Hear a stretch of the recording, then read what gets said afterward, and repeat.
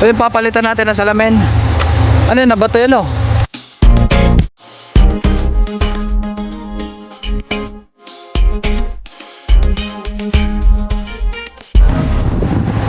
Ayan guys, oh. Kapatid to ni Rona eh.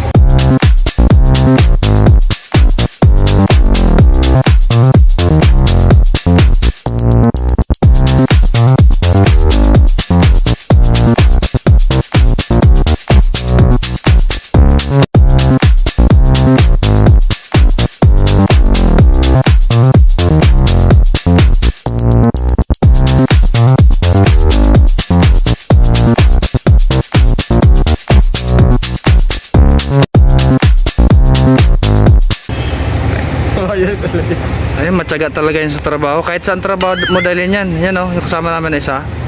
Driver pa namin yan.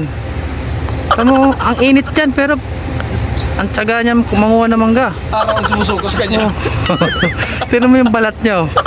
Araw na lang sumuko sa kanya eh. Oh. Samantala kami nagpapalimlim dito sa gilid. Pero yan, walang tigil yan sa kakatrabaho. Oh, ubusin niya daw yan eh. Daming bunga, oh.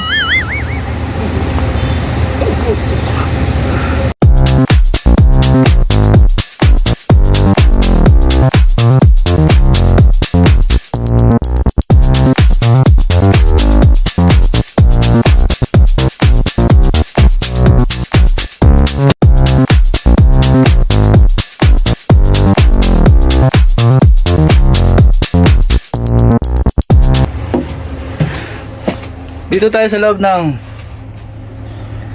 Yutong Highdecker. Bagong bus. Bagong model ng bus nila. Ayan. Makikita natin is dalawang upuan magkabilaan. And yes, of course, lahat ng upuan yan meron nakalagay na USB port. Pwede tayo mag-charge lahat ng ating gadgets na dala. No worries. And of course, lahat yan merong table, lagay ng pagkain at drinks.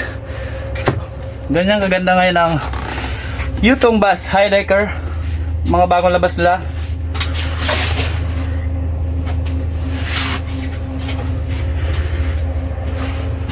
Kagandahan yan pag dito ka pwesto sa unahan. Ito yung pinakaunahan niya, oh. Talo mo pa yung driver, yung pinaka nasa taas. Yeah. At syempre yung LED monitor. Yes. So, that's it. Napakalamig, grabe. Kahit anong init ng panahon, napakalamig ng Yutong Bus.